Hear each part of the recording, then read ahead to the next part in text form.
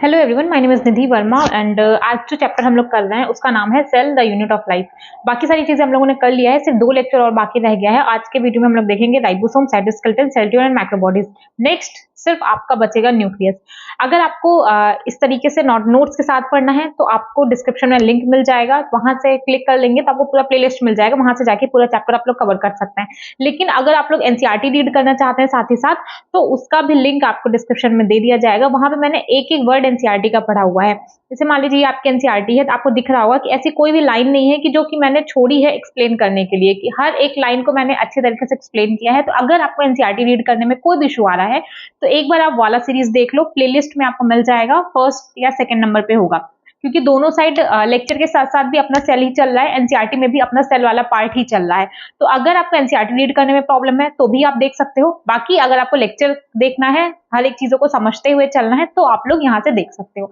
इसके बाद एक और इम्पॉर्टेंट बात है, अगर आपका कोई भी डाउट आता है, आपका पढ़ाई से रिलेटेड डाउट है, पढ़ाई से रिलेटेड आपको कोई भी डाउट आता है, आपको समझ नहीं आ रहा है किस तरीके से प्लान करें, आपको नहीं समझ में आ रहा है कि चीजों को कैसे मैनेज करें, कैसे लेक्चर के साथ डीपीपी करें, कैसे रिवीजन करें, कोई भी अगर आपका डाउट है तो आप या तो कमेंट में जाके मुझे बता सकते हो, और इससे ज्यादा बेटर होगा कि आप टेलीग्राम चैनल ज्वाइन कर लीजिए। देखो, कमेंट में आप मुझे एक कमेंट करोगे तो मैं उसका एक बार रिप्लाई कर दूंगी, बट कमेंट में बहुत लंबी बात करना पॉसिबल नहीं है, तो इसलिए आप टेलीग्राम चैनल ज्वाइन कर सकते हो। अगर आपका कोई भी डाउट आता है, आप मुझे टेलीग्राम पे जाइए, वहां पे चैट ग्रुप का ऑप्शन आएगा, वहां पे आप चैट ग्रुप ज्वाइन कर लीजिए, आप हमें वहां बता सकते हैं। बाकी वहां पे ऑलरेडी कई सारे बच्चे हैं जो कि आपस में, किसी का कोई भी डाउट रहता है तो वो लोग आपस में भी डिस्कस करते हैं, तो वो आपका उस तरीके से भी हेल्पफुल मिलेगा। ठीक है, आपको हेल्प मिलेगी, तो आप टेलीग्राम ज्वाइन कर लीजिए। बाकी अगर आपको पढ़ाई करनी है तो आप लोग यहाँ से कर सकते हैं। तो चलो हम लोग स्टार्ट करते हैं। एक राइबोसोम देखेंगे, cytoskeleton, centriole and macrobodies. Okay, first हम लोग स्टार्ट करेंगे राइबोसोम। राइबोसोम हम लोग हमेशा से एक बात जानते हैं राइबोसोम के बारे में, कि राइबोसोम सबसे छोटा सेल ऑर्गेनेल है जिसकी साइज होती है 15 to 20 नैनोमीटर। राइबोसोम के बारे में हम लोग क्या क्या बातें जानते हैं, राइबोसोम के बारे में हम लोग क्या जानते हैं कि राइबोसोम कैसा है। क्या राइबोसोम सिर्फ यूकैरियोट्स में पाया जाता है? नहीं, राइबोसोम आपका प्रोकैरियोट में भी होगा और आपका यूकैरियोट में भी होगा। अब यहां से आपके मन में एक बात आएगा कि जो आपका यूकैरियोट है, यहाँ पे आपके मेम्ब्रेन बाउंड ऑर्गेनेल्स होते हैं, लेकिन प्रोकैरियोट में मेम्ब्रेन बाउंड ऑर्गेनेल्स एब्सेंट होते हैं। तो राइबोसोम कैसे दोनों पाया जा रहा है? तो 2 एक्सेप्शन मैंने बताए थे कि यूकैरियोट में सारे आपके मेम्ब्रेन बाउंड ऑर्गेनेल्स ही होंगे सिवाय 2। एक आपका राइबोसोम होता है, राइबोसोम के पास मेम्ब्रेन्स प्रेजेंट नहीं है। राइबोसोम के पास क्या नहीं प्रेजेंट है? राइबोसोम मेम्ब्रेन लेस है। राइबोसोम आपका मेम्ब्रेन लेस है, राइबोसोम में कोई मेम्ब्रेन नहीं होता। फिर भी राइबोसोम आपका प्रोकैरियोट में भी प्रेजेंट है और राइबोसोम आपका यूकैरियोट में भी प्रेजेंट है। राइबोसोम आपको दोनों में प्रेजेंट है, प्रो में भी है और यूकैरियोट में है। Non membrane bound cell organelle होता है। साथ ही साथ एक आप पढ़ोगे सेंट्रियोल। ये बात मैंने अभी तक आई थिंक 10 बार तो बोल ही दिया होगा कि सेंट्रियोल भी नॉन मेम्ब्रेन बाउंड ऑर्गेनेल है, मतलब सेंट्रियोल में भी आपका मेम्ब्रेन नहीं होता, बट ये सिर्फ और सिर्फ एनिमल सेल में प्रेजेंट होता है, सिर्फ एनिमल सेल में। यूकैरियोट में भी किसमें? सिर्फ और सिर्फ आपका एनिमल सेल में आपका सेंट्रियोल प्रेजेंट होगा। राइबोसोम की साइज बहुत छोटी होती है, स्मॉलेस्ट सेल ऑर्गेनेल है आपका राइबोसोम, स्मॉलेस्ट सेल ऑर्गेनेल है और बहुत जगह पाया जाएगा। राइबोसोम आपका साइटोप्लाज्म में होता है, जैसे आप देख लो, राइबोसोम आपका साइटोप्लाज्म में होता है। ठीक है, राइबोसोम आपका रफ ईआर में होता है, राइबोसोम आपका माइटोकॉन्ड्रिया में होता है और राइबोसोम आपका क्लोरोप्लास्ट में भी होता है। ये हम लोगों ने इतनी सारी चीजें डिस्कस किया था। हाँ, तो हम लोगों ने क्या क्या देखा राइबोसोम के बारे में, कि राइबोसोम एक तो सबसे छोटा सेल ऑर्गेनेल है, राइबोसोम प्रोकैरियोट यूकैरियोट दोनों में प्रेजेंट होगा, ribosome non membrane bound organelle होता है। ठीक है, इतनी चीजें हम लोगों ने देख ली। स्मॉलेस्ट सेल ऑर्गेनेल है, साइज की बात की जाए तो 15 to 20 नैनोमीटर होती है साइज। राइबोसोम का मेन फंक्शन क्या होता है? राइबोसोम का एक ही फंक्शन है, सबसे ज्यादा इंपॉर्टेंट फंक्शन है, कि प्रोटीन की फैक्ट्री बोला जाता है, सेल की प्रोटीन फैक्ट्री बोला जाता है राइबोसोम की। राइबोसोम जहां भी है आप समझ जाओ कि वहां पे प्रोटीन बन रहा होगा। राइबोसोम है, वहां पे प्रोटीन का फॉर्मेशन हो रहा होगा। ऑर्गेनेल विद इन ऑर्गेनेल क्यों बोला जाता है, ये अभी हम आपको बता देंगे कि ऑर्गेनेल के अंदर आपका राइबोसोम प्रेजेंट होता है, क्योंकि आप कई सारे ऑर्गेनेल देखोगे। जैसे आप मान लो माइटोकॉन्ड्रिया देख लिए, तो माइटोकॉन्ड्रिया खुद में एक ऑर्गेनेल है, बट माइटोकॉन्ड्रिया के अंदर आपका राइबोसोम प्रेजेंट होता है। ठीक है, इसलिए बोला जाता है कि organelle with in organelle. George पैलाडे ने सबसे पहले राइबोसोम को डिस्कवर किया था 1953 में, ईयर याद रखिएगा, इसलिए इसको पैलाडेस पार्टिकल भी बोला जाता है। क्या? जॉर्ज पैलाडे, ईयर था 1953, और क्या बोला जाता है? पैलाडेस पार्टिकल। नेक्स्ट है नॉन मेम्ब्रेन बाउंड ऑर्गेनेल होता है, इसको यूनिवर्सल सेल ऑर्गेनेल बोला जाता है, क्योंकि ये आपका प्रोकैरियोट में भी पाया जा रहा है और ये आपका साथ ही साथ यूकैरियोट में भी पाया जा रहा है, मतलब ये आपका प्रो में भी है, यू में भी है, हर जगह पाया जा रहा है, इसलिए इसको यूनिवर्सल सेल ऑर्गेनेल बोल दिया जाता है। राइबोसोम 2 टाइप के होते हैं, एक होता है आपका 70S टाइप का, एक होता है आपका 70S टाइप का और एक होता है आपका 80S टाइप का। ठीक है। 70s टाइप की अगर सब यूनिट की बात किया जाए तो 50s प्लस 30s थी, और 80s की बात की जाए तो 60s प्लस 40s थी। आपको याद नहीं होता तो एक का याद कर लो, 10-10 ऐड कर देना, ठीक है, 10-10 ऐड कर देना।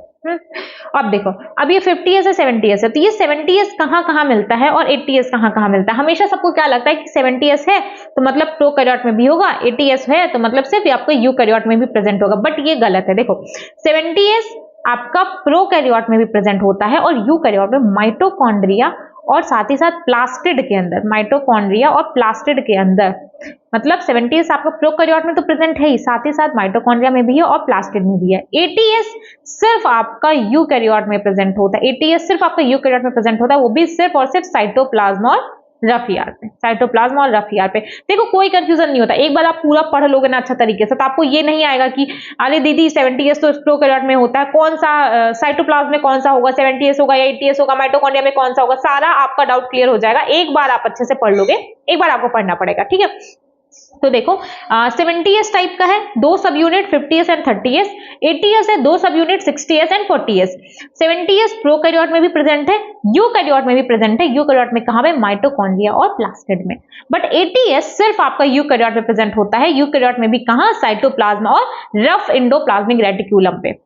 यही चीज यहाँ पे लिखी गई है कि देखो 70s टाइप का है, 80s टाइप का है। 70s टाइप का प्रोकैरियोट में भी प्रेजेंट है, यूकैरियोट में भी प्रेजेंट है, बट 80s टाइप का सिर्फ आपका यूकैरियोट में भी होता है। 70s प्रोकैरियोट में कहां कहां प्रेजेंट है, लोकेशन हमेशा याद रखिएगा क्योंकि यहां से क्वेश्चन आता है और एक अच्छा क्वेश्चन भी बनता है कि देखो एक तो आपका साइटोप्लाज्म में प्रेजेंट होगा और दूसरा प्लाज्मा मेम्ब्रेन की सरफेस पे। जैसे मान लो ये प्लाज्मा मेम्ब्रेन है तो इसकी सरफेस पे यहाँ पे आपका राइबोसोम प्रेजेंट होता है। साइटोप्लाज्म में तो होगा बट उसकी सरफेस पे भी होगा, ये बात ध्यान रखिएगा। साइटोप्लाज्म में तो सबको याद रहता है बट प्लाज्मा मेम्ब्रेन की सरफेस पे भी होता है, ये सबको याद नहीं रहता, इसलिए इसको याद रखिएगा। यूकैरियोटिक कहां कहां होगा, अगर 70s टाइप का यूकैरियोटिक दो जगह, माइटोकॉन्ड्रिया एंड प्लास्टिड, और 80s सिर्फ दो जगह, साइटोप्लाज्म और आपका रफ एंडोप्लाज्मिक रेटिक्यूलम। यहाँ पे मैंने ईआर लिखा है बट ये आपका होगा आर ईआर, ताकि आपको कंफ्यूजन ना हो ना, रफ एंडोप्लाज्मिक रेटिक्यूलम पे। अगर ये बात की जाए कि राइबोसोम बनता कैसे है, तो राइबोन्यूक्लिक एसिड और प्रोटीन को मिला करके आपका राइबोसोम का फॉर्मेशन होता है। कौन कौन सा, आरएनए और आपका प्रोटीन मिलके क्या बना रहा है, राइबोसोम बना रहा है। ये ध्यान रखिएगा, ये भी आपके एनसीईआरटी की लाइन है कि ये आपका दिया गया है न्यूक्लियस वाले पोर्शन में दिया गया। आपको राइबोसोम में नहीं मिलेगा, जब आप न्यूक्लियस करोगे तो वहां पे आपको दिया जाएगा कि राइबोसोम कैसे बना है। तो बनता है आपका न्यूक्लियोलस में, किससे मिलकर बन रहा है, आरएनए और प्रोटीन से मिलकर आपका राइबोसोम का फॉर्मेशन हो रहा है। सब यूनिट 70s मैंने क्या बोला था, 50s एंड 30s, और अगर 80s की बात की जाए तो 60s एंड 40s। करेक्ट। कौन ये दोनों सब यूनिट को बाइंड करके रखता है, तो होता है Mg+2 आयन। Mg+2 आयन, देखो लिटिल बिट हम लोग जाएंगे एनसीईआरटी के बाहर, थोड़ा एक होता नहीं आपको नॉलेज होना चाहिए, दैट्स इट। क्वेश्चन आपका एनसीईआरटी से ही आएगा, इस बार भी एनसीईआरटी से ही आया था, थोड़ा ट्विस्ट कर दिया था सिर्फ, जैसे हम लोग क्या सबको क्या लग रहा था कि पेपर इजी आ रहा है तो इस बार भी पेपर इजी ही आएगा, ठीक है। तो सबने क्या किया, सिर्फ सरफेस पे पढ़ाई किया, और टीचर्स की भी गलती थी, गलती नहीं कह सकते बट सबको लगा कि ठीक है पेपर इजी आ रहा है तो पेपर इजी ही आएगा, तो सबने सरफेस पे ही पढ़ाई करी, सबने, टीचर्स ने भी सरफेस पे ही पढ़ाया, बच्चों ने भी सरफेस पे ही किया, सिर्फ एनसीईआरटी ऊपर ऊपर से पढ़ लिया। तो थोड़ी बहुत अगर आपको डिटेल में जानना है, थोड़ा बहुत आपको डिटेल में जाना पड़ेगा, आपके पास पूरा टाइम है, थोड़ा बहुत जाना पड़ेगा। तो कौन बाइंड करके रख रहा है, मैग्नीशियम आयन, ठीक है। Mg+2 आयन दोनों ही सब यूनिट को बांध के रखता है। अब बात आएगा, ये मान लो 50 तो है, ठीक है, 50-30, ये S क्या है, ये S क्या है, S होता है सेडिमेंटेशन रेट, S होता है क्या, सेडिमेंटेशन रेट। अब आपके मन में आएगा कि सेडिमेंटेशन रेट क्या होता है। जैसे मान लो ये आपके टेस्ट ट्यूब है, यहाँ पे कुछ पार्टिकल्स है, ठीक है, टेस्ट ट्यूब में कुछ पार्टिकल्स है। अब जब इस टेस्ट ट्यूब को इस तरीके से कुछ घुमाया जाएगा इस डायरेक्शन में, तो पार्टिकल नीचे आने लगेंगे, पार्टिकल नीचे सेडिमेंट होने लगेंगे, नीचे आके सेटल डाउन होने लगेंगे, ठीक। तो ये पार्टिकल किस स्पीड के साथ नीचे सेटल डाउन हो रहे हैं, उसी को बोला जाता है सेडिमेंटेशन रेट। तो ये जो S है यही होता है सेडिमेंटेशन रेट, और इसी को स्वेडबर्ग यूनिट भी बोला जाता है। इनडायरेक्टली ये मेजर करता है डेंसिटी एंड साइज की, कि क्या साइज है क्या डेंसिटी है, उसका इनडायरेक्टली मेजरमेंट ये आपका करता है, अगर, ठीक है ना। तो इसी को सेडिमेंटेशन रेट बोला जाता है। स्वेडबर्ग यूनिट क्या मेजर करता है, डेंसिटी एंड साइज। नेक्स्ट बात आएगी कि पॉलीसोम क्या है और पॉलीराइबोसोम क्या होता है। दोनों पॉलीसोम या पॉलीराइबोसोम एक ही का नाम है, पॉलीसोम बोल दे या पॉलीराइबोसोम बोल दो। इसमें क्या होता है, आपका एक mRNA होता है, एक आपका mRNA होता है। इसी mRNA पे जब राइबोसोम आके इस तरीके से अटैच हो जाते हैं तो अब जिस चेन का फॉर्मेशन होता है उसको बोला जाता है पॉलीसोम या पॉलीराइबोसोम। क्या देखा, एक mRNA है, एक mRNA पे कई सारे राइबोसोम आके अटैच हो जा रहे हैं, कई सारे राइबोसोम आके अटैच हो जाते हैं और एक चेन का फॉर्मेशन करते हैं। अब इस चेन को बोला जाता है पॉलीसोम या पॉलीराइबोसोम। एक mRNA है, कई सारे राइबोसोम आके अटैच हो रहे हैं। क्या दिख रहा है, एक mRNA है ना, एक ही तो दिख रहा है सॉरी, कई सारे राइबोसोम यहाँ पे आके अटैच हो जाने, तो इसको बोला जाता है पॉलीसोम या पॉलीराइबोसोम। सवाल पूछे कितना mRNA है, mRNA एक होता है। राइबोसोम कितने हैं, राइबोसोम आपके कई सारे हैं। तो mRNA से प्रोटीन बनता है, कौन बनवा रहा है, यही पॉलीसोम पॉलीराइबोसोम mRNA से प्रोटीन बनवाने में हेल्प करता है। क्या है, एक mRNA पे जब कई सारे राइबोसोम आके अटैच हो जाते हैं, एक mRNA है, जब इस पे कई सारे आपके राइबोसोम आके अटैच हो जाते हैं तो जिस चेन का फॉर्मेशन करते हैं उसको बोलते हैं पॉलीसोम या पॉलीराइबोसोम। इतनी सी बात थी आपकी राइबोसोम की। अगर आपको रिवाइज करना है तो फटाफट से देख लो। राइबोसोम को सबसे पहले किसने देखा, जॉर्ज पैलाडे थे, ईयर था 1953 और पैलाडे ने देखा इसलिए इसको बोला जाता है पैलाडेस पार्टिकल। करेक्ट, यूकैरियोट प्रोकैरियोट दोनों में प्रेजेंट है इसलिए इसको बोला जाता है यूनिवर्सल सेल ऑर्गेनेल और साथ ही साथ non membrane bound cell organelle है। कैसा, non membrane bound cell organelle होता है। नेक्स्ट अगर बात किया जाए, इसको ऑर्गेनेल विद इन ऑर्गेनेल बोला जाता है। आपका यूकैरियोट प्रोकैरियोट दोनों में प्रेजेंट है। प्रोटीन की फैक्ट्री बोला जाता है। स्मॉलेस्ट सेल ऑर्गेनेल है, साइज है 15 to 20 नैनोमीटर। टाइप्स की अगर बात किया जाए तो दो टाइप का आएगा, 70s टाइप का राइबोसोम, 80s टाइप का राइबोसोम। 70s टाइप का राइबोसोम प्रो में भी है, यू में भी है। प्रो में कहां पे है, साइटोप्लाज्म और प्लाज्मा मेम्ब्रेन की सरफेस पे है। और यूकैरियोट में कहां पे है 70s, एक आपका है माइटोकॉन्ड्रिया में और दूसरा है आपका प्लास्मिड में। फिर अगर बात की जाए 80s की, 80s सिर्फ आपका यूकैरियोट्स में होता है, कहां पे, साइटोप्लाज्म में और रैपिडोप्लाज्मिक रेटिकुलम। तो ये था आपका पहला पेज। नेक्स्ट अगर बात किया जाए कि राइबोसोम कैसे बनता है, तो राइबोन्यूक्लिक एसिड rRNA और प्रोटीन को मिला करके राइबोसोम का फॉर्मेशन होता है। दो सब यूनिट है, 70s की भी 80s की। 70s की जो दो सब यूनिट है उसका नाम है 50s एंड 30s और 80s की जो दो सब यूनिट है एक का नाम है 60s एंड सेकंड है आपका 40s। दोनों सब यूनिट को बाइंड करके कौन रख रहा है, उसको बोलते हैं मैग्नीशियम आयन। नेक्स्ट बात किया जाए, एस को बोलते हैं सेडबर्ग यूनिट या सेडिमेंटेशन रेट बोला जाता है। इनडायरेक्टली साइज को और डेंसिटी को मेजर करता है। फिर नेक्स्ट टॉपिक आता है आपका कि पॉलीसोम या पॉलीराइबोसोम क्या होता है। तो जब सिंगल आरएनए पे, जब सिंगल एमआरएनए पे कई सारे राइबोसोम आके अटैच हो जाते हैं, फिर वो एक चेन का फॉर्मेशन करते हैं, उस चेन को बोला जाता है पॉलीसोम या पॉलीराइबोसोम। कितना एमआरएनए है, एमआरएनए है एक। राइबोसोम कितने हैं, राइबोसोम है कई सारे। तो एमआरएनए से पॉलीसोम या पॉलीराइबोसोम क्या बनवा रहे हैं, कंटिन्यूअसली प्रोटीन का फॉर्मेशन करा रहे हैं। इतनी सी बात थी आपकी राइबोसोम की। नेक्स्ट जो टॉपिक आता है वो है आपका साइटोस्केलेटन। नेक्स्ट टॉपिक आता है साइटोस्केलेटन। साइटो मींस होता है सेल, स्केलेटन मतलब होता है, स्केलेटन मतलब शेप देना। ठीक है, हम लोग के बॉडी में जो बॉडी को शेप दे रहा है कौन देता है, स्केलेटन देता है, बोन्स है वो देती हैं। करेक्ट, तो सेल में भी तो कुछ ना कुछ ऐसा स्ट्रक्चर होगा जो सेल को शेप देने का काम कर रहा होगा। तो जो स्ट्रक्चर सेल को शेप देने का काम करता है उसको बोला जाता है साइटोस्केलेटन। और साइटोस्केलेटन कहीं भी नहीं, साइटोप्लाज्म में प्रेजेंट होता है। साइटोप्लाज्म में आपके साइटोस्केलेटन प्रेजेंट होते हैं। जैसे मान लो ये सेल मेम्ब्रेन है, ठीक है, ये दोनों सेल मेम्ब्रेन है, ये आपका साइटोप्लाज्म है। तो साइटोप्लाज्म में ही आपके साइटोस्केलेटन प्रेजेंट होते हैं। फिलामेंटस स्ट्रक्चर होता है, प्रोटीनेशियस होता है। फिलामेंटस होता है, प्रोटीनेशियस होते हैं और तीन टाइप के होते हैं। डायमीटर के बेसिस पे तीन टाइप में उनको डिवाइड किया गया है साइटोस्केलेटन को। पहला है माइक्रोट्यूब्यूल, दूसरा है माइक्रोफिलामेंट और तीसरा है आपका इंटरमीडिएट फिलामेंट। कौन कौन से साइटोस्केलेटन है तीन टाइप के, माइक्रोट्यूब्यूल, माइक्रोफिलामेंट और इंटरमीडिएट फिलामेंट। ठीक है, डायमीटर के बेसिस पे तीनों को डिफरेंशिएट किया गया क्योंकि तीनों का डायमीटर अलग अलग होता है। देखो ये है माइक्रोट्यूब्यूल, एक मिनट, ये है आपका माइक्रोट्यूब्यूल, ठीक है, ये है आपका इंटरमीडिएट फिलामेंट ब्लू वाला, और यहाँ पे जो इस तरीके से रखा गया ये होता है आपका माइक्रोफिलामेंट।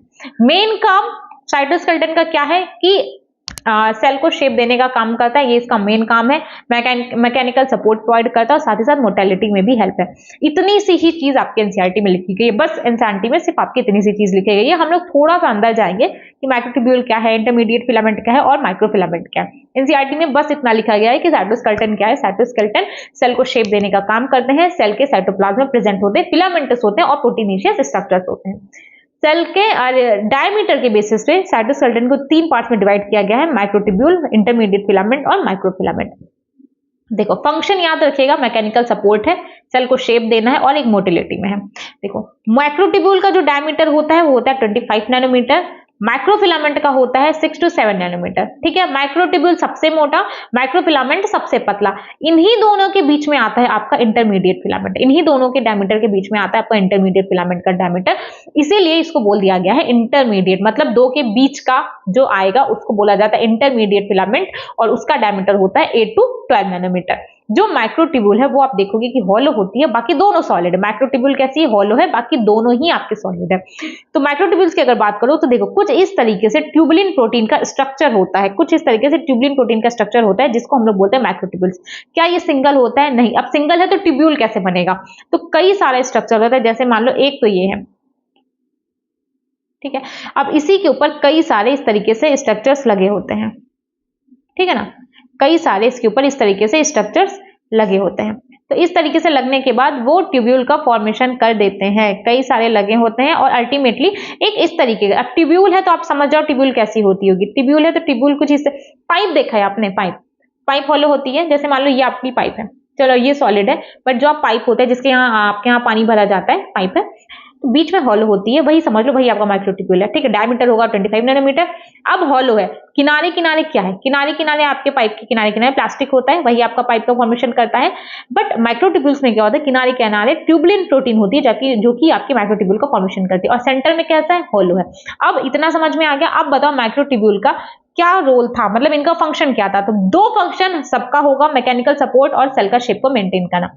कुछ फंक्शंस इनके और होते हैं, सीलिया और फ्लैजिला का कंपोनेंट बनाता है, सेंट्रियोल का बनाता है और स्पिंडल फाइबर का बनाता है। ये तीनों चीज हम लोग अभी आगे पढ़ेंगे कि माइक्रोट्यूब्यूल आपके सीलिया फ्लैजिला में भी प्रेजेंट होंगे, जो पेरिफेरल माइक्रोट्यूब्यूल देखोगे, सेंट्रल माइक्रोट्यूब्यूल देखोगे, ये सब आप देखोगे।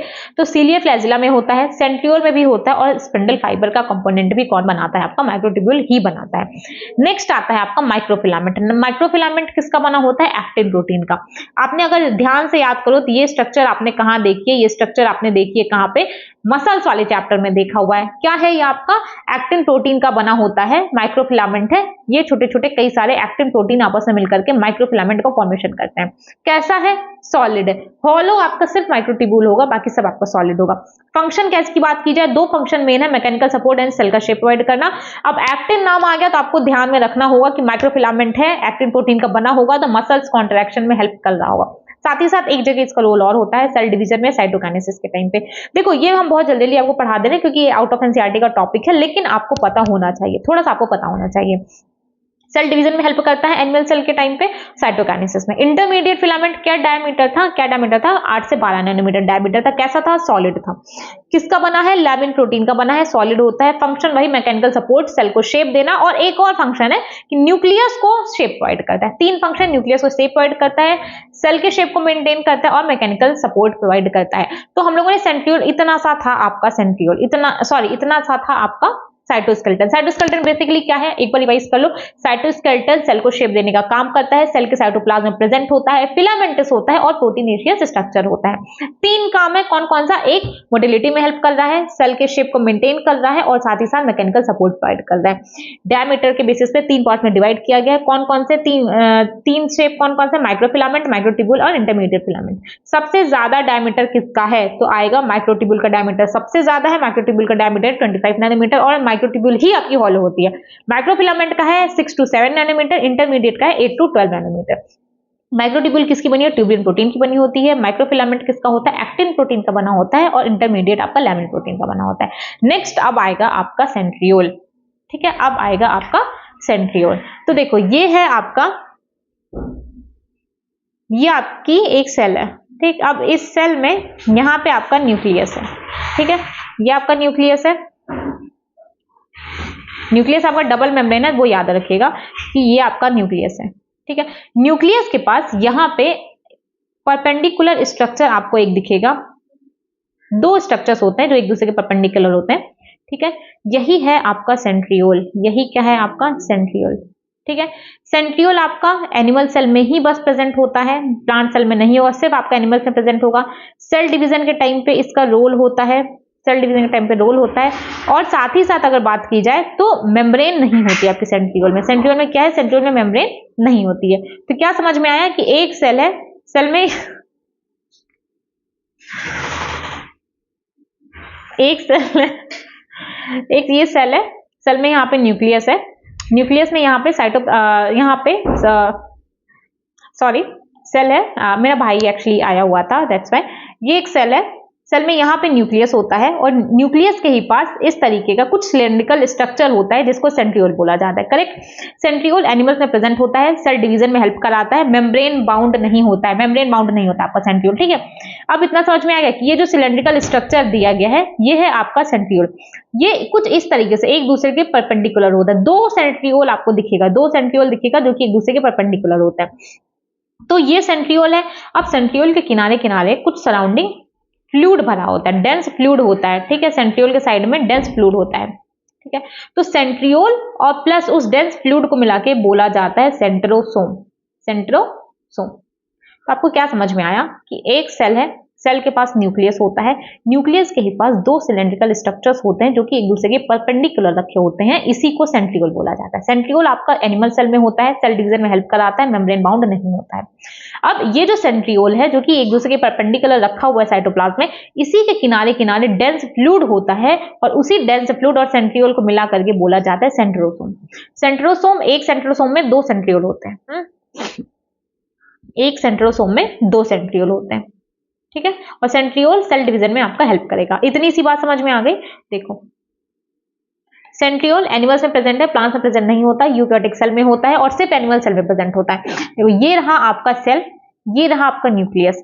सेल में न्यूक्लियस के पास दो सिलेंड्रिकल स्ट्रक्चर्स होते हैं, दो सिलेंड्रिकल स्ट्रक्चर्स होते हैं जिसको सेंट्रियोल बोला जाता है और ये एक दूसरे के परपेंडिकुलर होते हैं। मैंने यहाँ पे लिखा नहीं है क्या, परपेंडिकुलर टू ईच अदर, ठीक है, एक दूसरे के परपेंडिकुलर होते हैं और दोनों को मिला के बोल दिया जाता है डिप्लोसोम।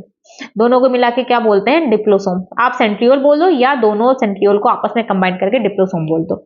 अब ये रहा आपका सेंट्रियोल जो कि एक दूसरे के परपेंडिकुलर है। सेंट्रियोल के किनारे किनारे डेंस फ्लूइड भरा होता है, इसी सेंट्रियोल और डेंस फ्लूइड को मिला के बोला जाता है कि ये सेंट्रोसोम है। एक सेंट्रोसोम में हमेशा दो सेंट्रियोल आपको देखने को मिलेंगे, ठीक है। तो यहाँ पे आपको देख के क्या लग रहा है कि ये सिलेंड्रिकल स्ट्रक्चर है, बट जब इसका ट्रांसफर सेक्शन काटा जाता है तो वहां से पता चलता है सिलेंड्रिकल नहीं, ये कार्टविल स्ट्रक्चर है। कार्टविल आपको ऐसा क्या आज तक आपने अपने जीवन में देखा है, आपने कभी किसी गाड़ी का पहिया देखा होगा, ठीक है, तो उसका ऐसे ही होता है कार्टविल। कार्टविल का जो कार्टविल जो होता है वो भी आपके सेंट्रियोल के जैसा ही होता है। तो जब सेंट्रियोल का ट्रांसफर सेक्शन काटा गया तो वहां पे पाया गया कि उसका स्ट्रक्चर कार्टविल जैसा है। अब देखो कार्टविल जैसा स्ट्रक्चर क्या होता है।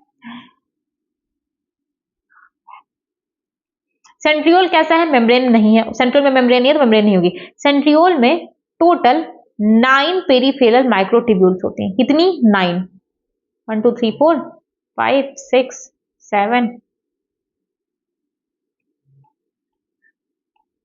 टोटल 9 पेरिफेरल माइक्रोट्यूब्यूल्स होती हैं। कितनी बनी है, टोटल 9 बन गई। टोटल सेंट्रियोल में 9 पेरिफेरल माइक्रोट्यूब्यूल्स होती हैं, करेक्ट। अब ये जो 9 पेरिफेरल माइक्रोट्यूब्यूल्स हैं ये ट्रिपलेट के फॉर्म में होती हैं, मतलब कुछ इस तरीके से ये ट्रिपलेट के फॉर्म में होगी। 9 पेरिफेरल माइक्रोट्यूब्यूल्स अभी मैंने आपको बोला था ना, हॉलो होती है, तो टोटल 9 पेरिफेरल माइक्रोट्यूब्यूल्स होंगी और 9 पेरिफेरल माइक्रोट्यूब्यूल्स ट्रिपलेट के फॉर्म होंगी, मतलब 1 2 3।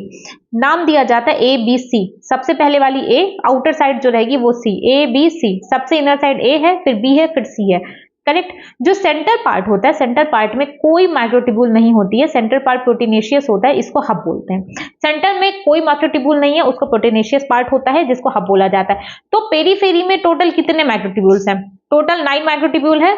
सेंट्रल में कोई माइक्रोट्यूब्यूल नहीं है, सेंट्रल के पार्ट को हब बोला जाता है। तो अरेंजमेंट कैसा पूछा गया, कैसा दिखा आपको सेंट्रियोल का अरेंजमेंट, अरेंजमेंट होता है 9+0।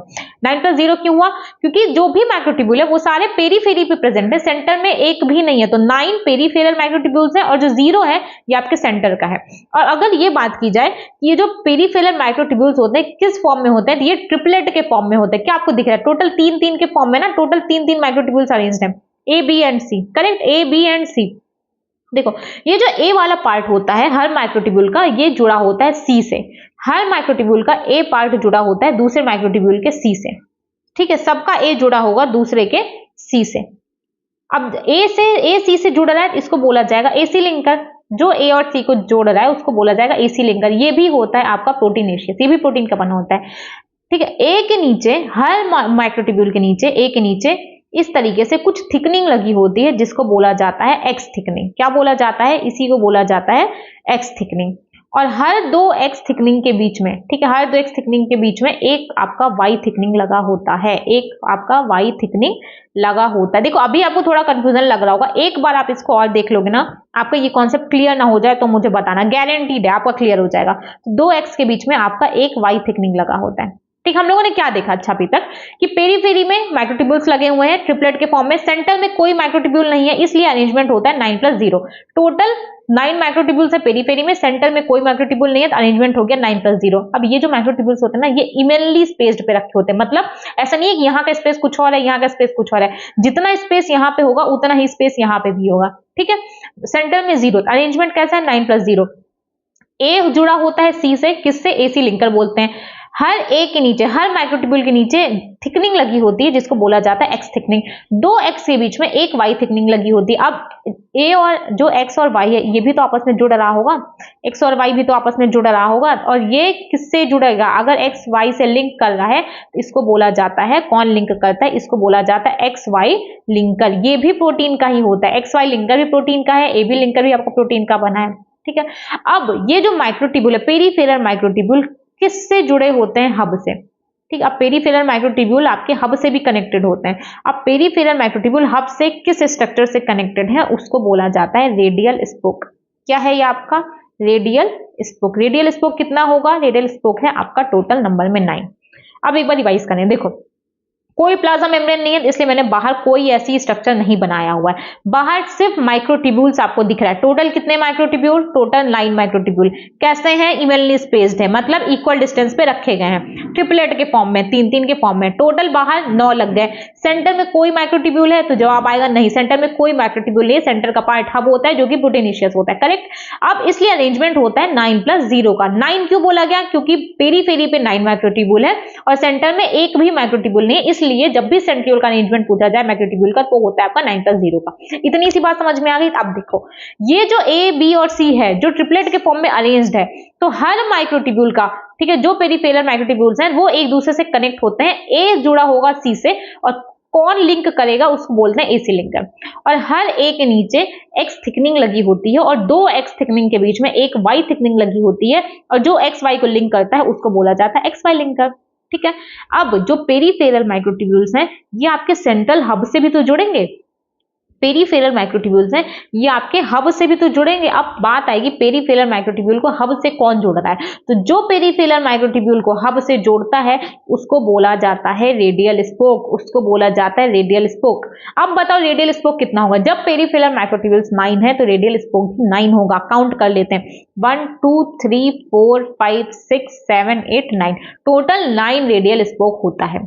तो क्या देखा, बाहर माइक्रोट्यूब्यूल्स हैं, सेंटर में हब है। ठीक है, कौन पेरीफेरल माइक्रोट्यूब्यूल को हब से कनेक्ट कर रहा है उसको बोला जाता है radial spoke. Peripheral microtubules evenly spaced हैं या उनके स्पेस में डिफरेंस है, तो जवाब आएगा इवनली स्पेस्ड है, इक्वल डिस्टेंस पे रखे हैं। वही चीज यहाँ पे लिखी गई है कि मेम्ब्रेन लेस ऑर्गेनेल होता है, सिलेंड्रिकल स्ट्रक्चर है, ट्रांसफर सेक्शन काटो को कार्टवील जैसा स्ट्रक्चर दिखेगा। कहाँ प्रेजेंट होता है, एनिमल सेल के साइटोप्लाज्म में प्रेजेंट होता है। एक सेंट्रोसोम में 2 सेंट्रियोल होते हैं जो कि एक दूसरे के परपेंडिकुलर होता है। देखो आपको हर एक चीज समझ में आएगी, हर एक चीज समझ में आएगी। अगर सेंट्रियोल के स्ट्रक्चर की बात किया जाए तो 9 इवनली स्पेस्ड पेरीफेरल माइक्रोट्यूब्यूल्स होते हैं ट्रिपलेट के फॉर्म में। ये देखो 1 2 3 4 5 6 7 8 9, टोटल 9 पेरीफेरल माइक्रोट्यूब्यूल्स होते हैं ट्रिपलेट के फॉर्म में। सेंट्रल पार्ट को हब बोला जाता है जो कि प्रोटीनिशियस होता है, सेंट्रल में कोई माइक्रोट्यूब्यूल प्रेजेंट नहीं होती है। अरेंजमेंट होगा 9+0 का, क्योंकि पेरीफेरी पे 9 माइक्रोट्यूब्यूल्स हैं और सेंटर में एक भी नहीं, इसलिए अरेंजमेंट होता है 9+0 का। ट्रिपलेट आपस में लिंक होते हैं एसी लिंकर की हेल्प से। ये देखो ट्रिपलेट आपस में लिंक है एसी लिंकर की हेल्प से जो कि प्रोटीनिशियस होता है। नेक्स्ट है हब कनेक्टेड है पेरीफेरल माइक्रोट्यूब्यूल से रेडियल स्पोक से। रेडियल स्पोक्स टोटल कितने हैं, रेडियल स्पोक्स टोटल होते हैं नंबर में 9, टोटल 9 रेडियल स्पोक्स होते हैं। ठीक है, देखो ये रहा स्ट्रक्चर, पेरीफेरल माइक्रोट्यूब्यूल्स हैं कितने, टोटल 9, टोटल 9 है, बीच में हब है। ठीक है, पेरीफेरल माइक्रोट्यूब्यूल हब से जो कनेक्ट कर रहा है उसको बोला जाता है रेडियल स्पोक। कहाँ गया भाई रेडियल स्पोक, रेडियल स्पोक मैंने लिखा ही नहीं है। ठीक, ये है आपका रेडियल स्पोक, कहाँ लिखूं मैं, जो हब को कनेक्ट करेगा उससे, किससे, पेरीफेरल माइक्रोट्यूब्यूल से, उसको बोला जाता है रेडियल स्पोक। और रेडियल स्पोक नंबर में होते हैं कितने, नंबर में होते हैं 9। और बाहर कुछ स्ट्रक्चर्स इस तरीके से लगे होते हैं जिसको म्यूस्यूल्स बोलते हैं, ठीक है। और ये क्या करते हैं, ये सेंट्रियोल के डुप्लीकेशन में हेल्प करता है, ठीक है। म्यूसेल्स ये सेंट्रियोल के डुप्लीकेशन में हेल्प करता है। आप देखोगे ना, centriole self duplicating cell organelle होता है जो कि खुद को ही डुप्लीकेट कर लेता है, तो ये म्यूसेल्स उसी को डुप्लीकेट करने में हेल्प करते हैं। इतना सा समझ में आ गया। यहाँ पे लिखा भी है कि सेंट्रियोल सेल्फ डुप्लीकेशन कर लेते हैं। फंक्शन की अगर बात करी जाए तो फंक्शन, दो फंक्शन आप मेन देखोगे।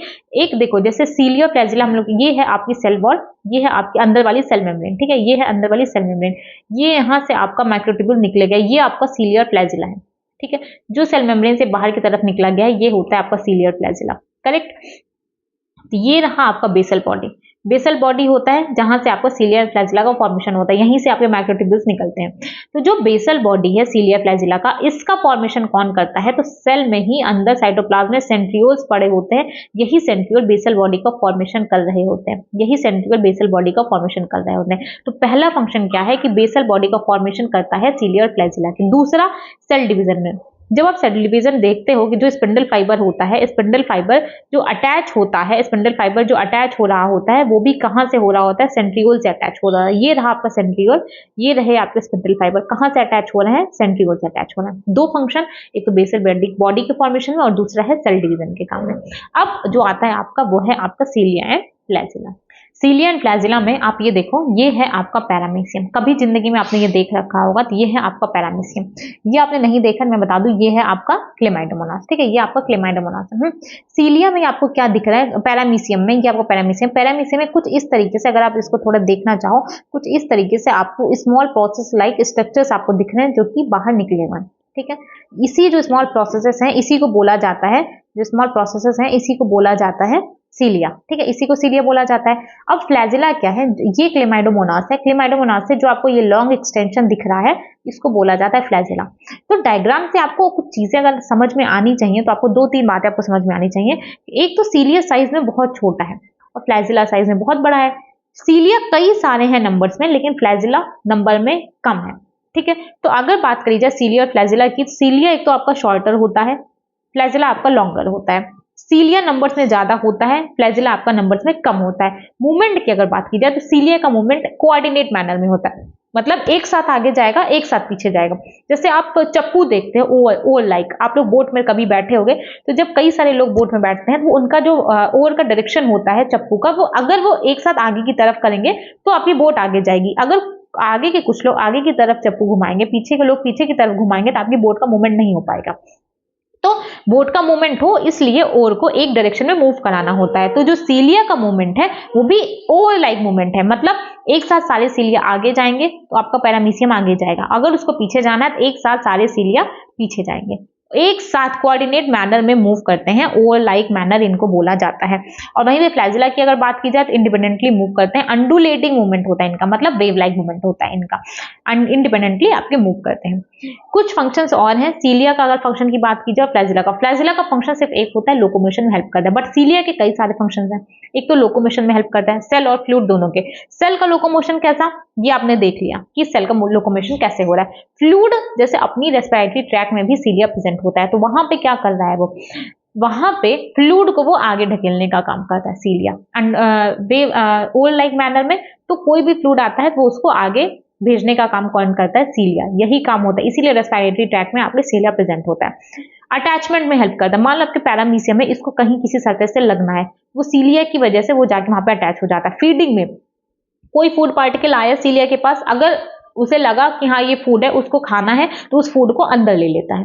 और सेंसेशन क्या है, मान लो कोई टॉक्सिक सब्सटेंस है सीलिया के पास आया, तो सीलिया के पास बॉडी में जो सीलिया लगे होते हैं पैरामीशियम के, उसके पास कुछ सेंसेशंस होते हैं। अगर उसको ये बात पता चल जाती है कि हाँ ये टॉक्सिक सब्सटेंस है, हमें इससे दूर भागना है, तो वो सेंस करके पैरामीशियम को दूर लेके जाता है। फ्लैजिला की अगर बात की जाए तो वहां पे सिर्फ लोकोमोशन होता है, ठीक है। सीलिया के अगर स्ट्रक्चर की बात करें कि सीलिया का स्ट्रक्चर कैसा होता है, तो हेयर लाइक आउटग्रोथ है सेल मेम्ब्रेन का। ये है आपकी सेल वॉल बाहर वाली, और अंदर वाली ये होती है आपकी सेल मेम्ब्रेन, ठीक है। सेल मेम्ब्रेन से ही आपको क्या दिख रहा होगा कि ये सेल मेम्ब्रेन है और सेल मेम्ब्रेन ही बाहर निकल गई है, ठीक है, सेल मेम्ब्रेन ही बाहर निकल गई है। तो ये सेल मेम्ब्रेन की ही आउटग्रोथ होती है, इसी को बोला जाता है cilia and flagella.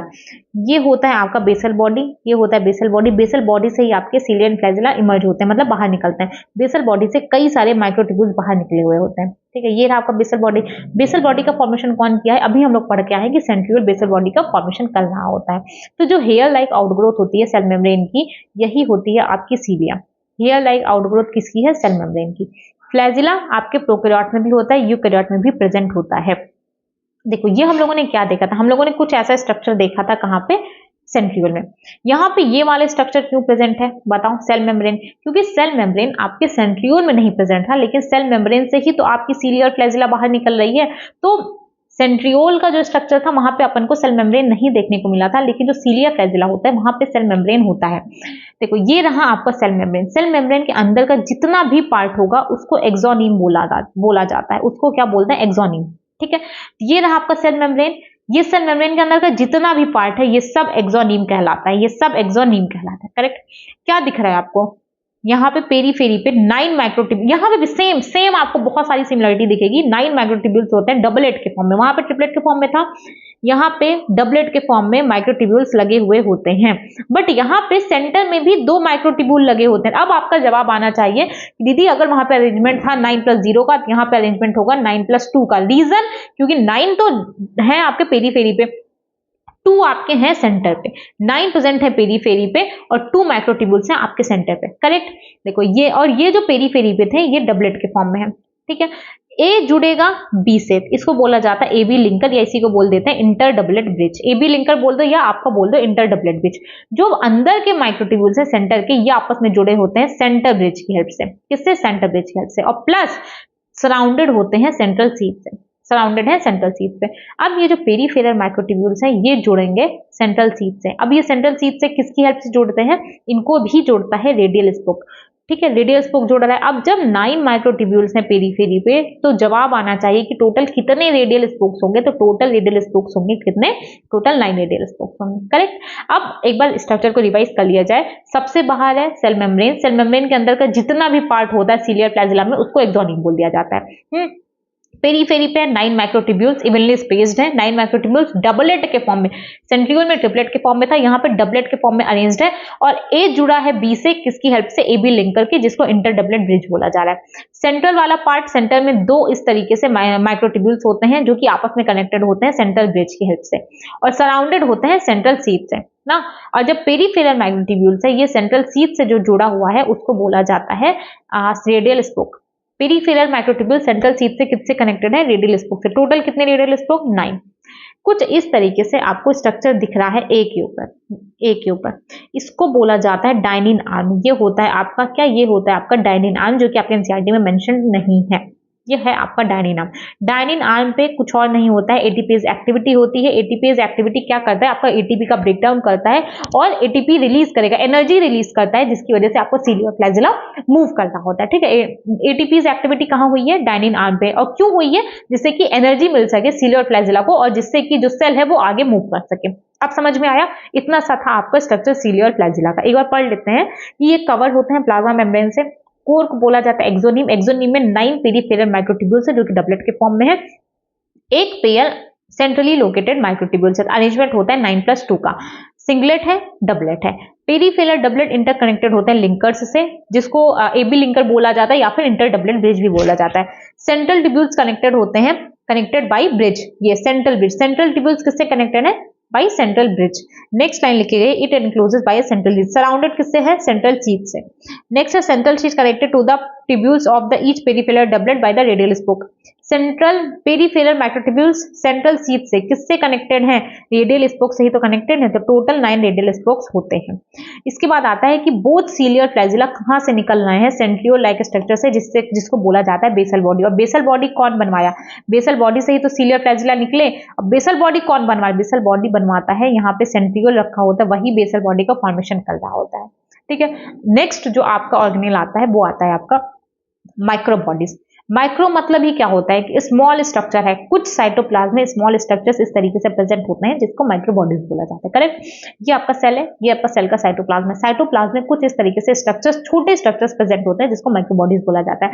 Micro bodies single membrane bound organelle है, बहुत सारे एंजाइम्स रखते हैं और ये प्लांट एनिमल सेल दोनों में प्रेजेंट होते हैं। माइक्रोबॉडीज में बस आपको इतना ही पढ़ना है कि माइक्रोबॉडीज सेल में प्रेजेंट, सेल के साइटोप्लाज्म में प्रेजेंट होता है, बहुत छोटा साइज में होता है, बहुत सारे एंजाइम्स को रखता है, प्लांट और एनिमल सेल दोनों में प्रेजेंट होता है। सिर्फ इतना ही आपको माइक्रोबॉडीज में पढ़ना है। ठीक है, ये हम लोगों ने अभी तक सारा कर लिया। नेक्स्ट क्लास में हम लोग देखेंगे न्यूक्लियस, जितनी भी चीजें न्यूक्लियस की वो सारी चीजें हम लोग न्यूक्लियस में कर लेंगे। मे बी आपके 30 मिनट का आपका लेक्चर जाएगा, 30 मिनट का। ठीक है, अब एक बात मैं आपको यहाँ से बता दूं, अगर आपको नोट्स चाहिए तो नोट्स के लिए भी आप टेलीग्राम चैनल ज्वाइन कर लीजिए। बाकी अगर आपको आगे का पढ़ना है तो प्लेलिस्ट आपको मिल जाएगी चैनल पे, वहां से जाके आप लोग आगे पढ़ सकते हैं। अच्छे तरीके से पढ़ाई करिए, क्योंकि अभी लग रहा है कि टाइम बहुत बचा हुआ है, लेकिन धीरे धीरे धीरे धीरे जैसे राखी आएगी, राखी के बाद फिर दिवाली आएगी, तो उसके बाद पता नहीं चलता कि टाइम कब चला गया। इसलिए टाइम मत वेस्ट करिए, बिल्कुल भी टाइम मत वेस्ट करिए। जितना बचा उसको अच्छे तरीके से यूटिलाइज करिए, अच्छे तरीके से पढ़िए और अपना ध्यान रखिए। Thank you.